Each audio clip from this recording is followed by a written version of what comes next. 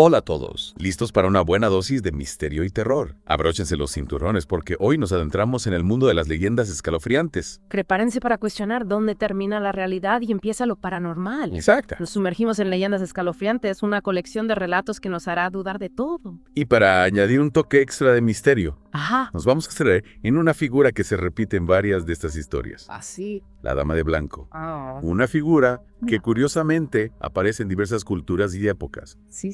siempre envuelta en un halo de tragedia y misterio. Interesante. Casualidad. ¿Hay algo más? Buena pregunta. Empecemos nuestra inversión con una leyenda que nos lleva al corazón de Madrid. ¡Uy! La Dama de Blanco del Palacio de Linares. Ese palacio sí que tiene historia. Recuerdo haber leído sobre él en Leyendas Escalofriantes. Sí. Un edificio majestuoso, imponente, pero con un pasado que da escalofríos. Imagínate un palacio en plena plaza de Cibeles, lleno de lujos y opulencia. Wow. Pero bajo esa fachada se esconde una historia de amor prohibido y un final terrible. ¿Te refieres a la historia de Raimunda? Exacto. Si no me equivoco, era hija ilegítima del Marqués de Linares. Sí. Un secreto que marcó su vida desde el principio. Y como si el destino quisiera ensañarse con ella. Uf. Se enamoró perdidamente de un hombre sin saber qué era. Su propio padre. ¡Qué horror! Un amor prohibido. Un secreto inconfesable que terminó en tragedia. Al descubrir la verdad, el Marqués, consumido por la culpa, acabó con la vida de su propia hija. Un acto terrible que, según la leyenda, condenó el alma de Raimunda a vagar eternamente por el palacio, Convertida en la Dama de Blanco. vestida con un traje nupcial blanco, Sí. el rostro cubierto por un velo. La imagen en sí ya pone los pelos de punta. Y lo más escalofriante es que no se trata solo de una leyenda. Hay testimonios de gente que asegura haberla visto, ¿no?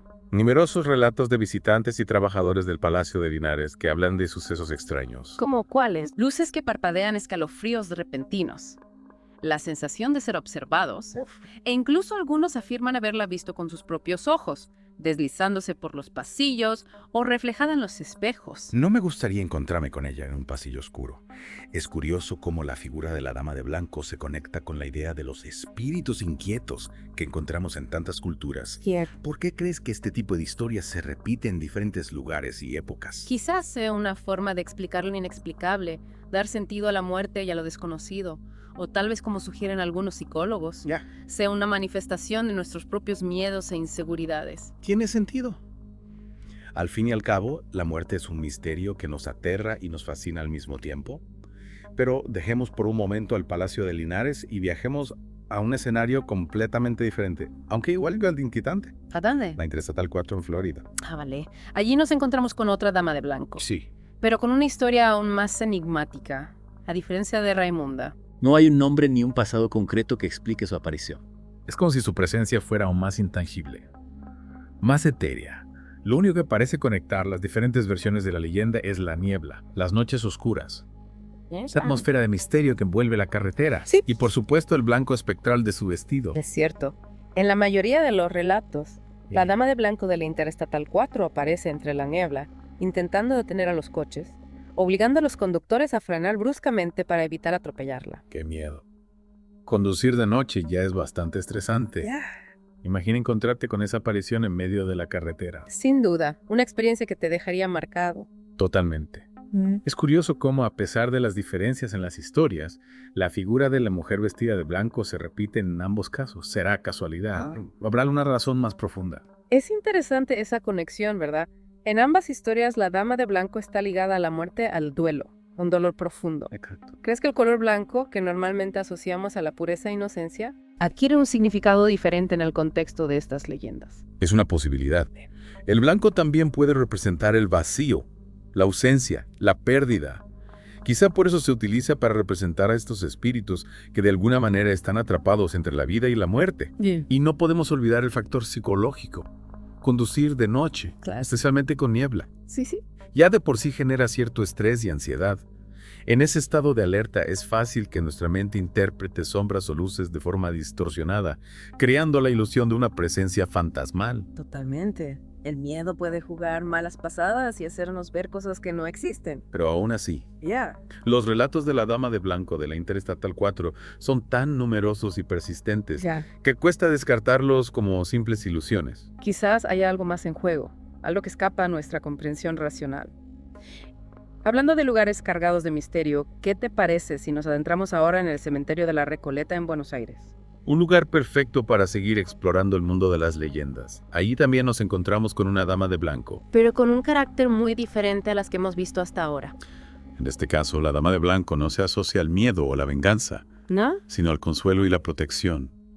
Se dice que se aparece a aquellos que visitan el cementerio sintiéndose solos o tristes, acompañándolos en su dolor. Como un ángel de la guarda. Exacto. Y guiándolos entre las tumbas. Es como si en este caso la dama de blanco se hubiera transformado en un ángel guardián, una figura protectora que vela por los vivos y los muertos. Me encanta esa idea. De alguna manera humaniza la figura de la dama de blanco y le da una dimensión más compasiva. Es un cambio de perspectiva interesante, ¿verdad? Sí. ¿Por qué crees que la dama de blanco adquiere este carácter protector en el cementerio de la Recoleta? Pues no sé. ¿Podría ser una forma de honrar la memoria de los que ya no están o de encontrar consuelo ante la pérdida? Quizás tenga que ver con la propia atmósfera del cementerio. Un lugar donde la vida y la muerte se entrelazan, donde el dolor y la esperanza conviven. Es posible. Al fin y al cabo, los cementerios son lugares llenos de simbolismo, donde la realidad y lo sobrenatural se difuminan. Y hablando de difuminar la realidad, ¿qué te parece si nos adentramos ahora en el mundo digital? Al mundo digital. Con una leyenda que, aunque no aparece en leyendas escalofriantes, Entiendo. tiene mucho que ver con lo que estamos hablando. ¿De qué leyenda se trata? Del síndrome del pueblo lavanda. Ah, Una leyenda urbana que se extendió como la pólvora a finales de los 90s, generando miedo y controversia en torno a los videojuegos. ¿Te acuerdas? claro que sí. Esa leyenda que afirmaba que la música de fondo de un pueblo en los juegos Pokémon Rojo y Azul contenía frecuencias que causaban malestar, dolores de cabeza incluso.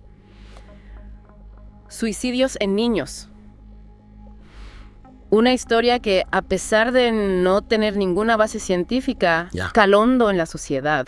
Es increíble cómo una simple leyenda urbana puede generar tanto miedo e incertidumbre. ¿Crees que tiene algo que ver con la creciente popularidad de los videojuegos en aquella época? Sin duda, los videojuegos eran un fenómeno relativamente nuevo. Y como suele ocurrir con lo desconocido, Claro. surgieron miedos e inseguridades en torno a su impacto en los jóvenes. Es como si proyectáramos nuestros miedos en aquello que no entendemos del todo. En este caso, la tecnología y su potencial influencia en las mentes jóvenes. Exacto. Y la leyenda del síndrome del pueblo lavanda jugó con esos miedos, convirtiendo un simple videojuego en un objeto de terror. Es curioso cómo esta leyenda, a pesar de su contexto moderno, se conecta con las historias de la Dama de Blanco que hemos visto antes. Todas ellas juegan con nuestros miedos e inquietudes, con lo desconocido, con lo que no podemos controlar. Es cierto. Y todas nos recuerdan que incluso en la era digital seguimos buscando explicaciones a lo inexplicable. Las leyendas, ya sean antiguas o modernas, reales o ficticias, siguen teniendo un gran poder sobre nosotros. Y eso nos lleva a una pregunta aún más inquietante. ¿Por qué nos atraen tanto estas historias? ¿Qué es lo que nos fascina del misterio, del terror, de lo sobrenatural? Pues quizás sea una forma de explorar nuestros miedos más profundos en un entorno seguro, enfrentarnos a lo desconocido a través de la ficción. O tal vez simplemente nos gusta una buena historia que nos mantenga en vilo, que nos haga sentir la adrenalina del miedo. Como si buscáramos esa emoción, ese escalofrío que nos recuerda que estamos vivos. Pero volviendo a la leyenda del síndrome del pueblo lavanda, es interesante cómo se propagó con tanta rapidez en una época en la que Internet no estaba tan extendido como ahora. Sí, fue una de las primeras leyendas urbanas que se viralizó a través de Internet, los foros, las páginas web dedicadas a los videojuegos. Se convirtieron en el caldo de cultivo perfecto para que la historia se extendiera como la pólvora. Con la ayuda de detalles espeluznantes y teorías conspirativas, la leyenda adquirió una vida propia. Exacto. Se decía que la música del juego había sido creada con fines siniestros, que contenía mensajes subliminales. Incluso se llegó a hablar de una supuesta conspiración por parte de los creadores del juego, En serio. para controlar las mentes de los niños. ¡Qué barbaridad! Por suerte, la ciencia desmontó rápidamente la leyenda. No se encontraron pruebas de que la música del juego tuviera ningún efecto negativo en la salud mental de los niños. Es más, los supuestos casos de niños afectados por el síndrome del pueblo lavanda nunca fueron confirmados. Se trataba en su mayoría de rumores y exageraciones que se propagaron a través del boca a boca y de Internet. Sin embargo, la leyenda sigue viva en la memoria de muchos como un ejemplo del poder que pueden tener las historias, especialmente cuando juegan con nuestros miedos más profundos. Y de cómo la tecnología, especialmente Internet, puede actuar como un amplificador de esas historias, haciéndolas llegar a un público mucho más amplio y contribuyendo a su viralización. Es fascinante cómo una simple leyenda urbana puede revelarnos tanto sobre nuestra cultura, nuestros miedos Sí.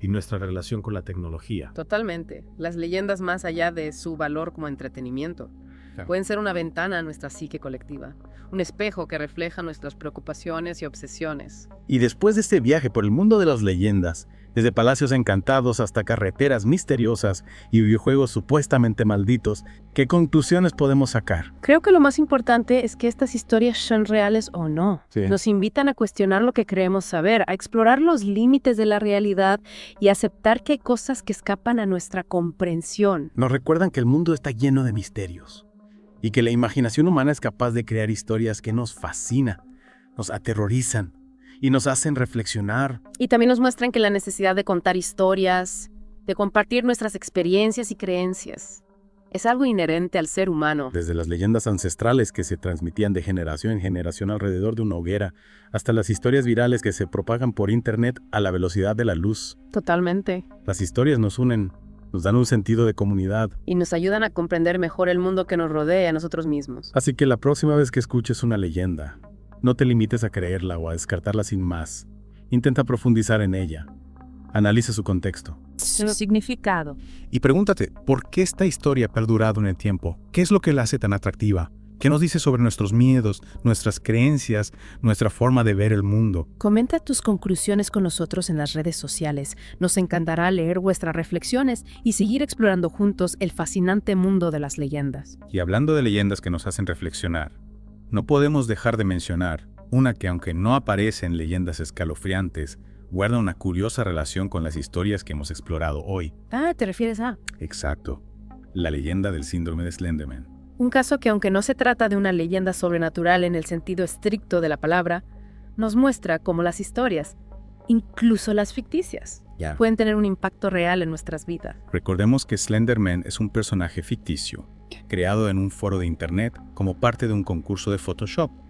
Una figura alta, delgada, sin rostro, vestido con un traje negro. Una imagen inquietante, sin duda, que rápidamente se viralizó y se convirtió en un fenómeno de la cultura popular. Y lo que comenzó como un juego, una creación colectiva en Internet, traspasó las fronteras del mundo virtual y se coló en el mundo real. Desgraciadamente sí.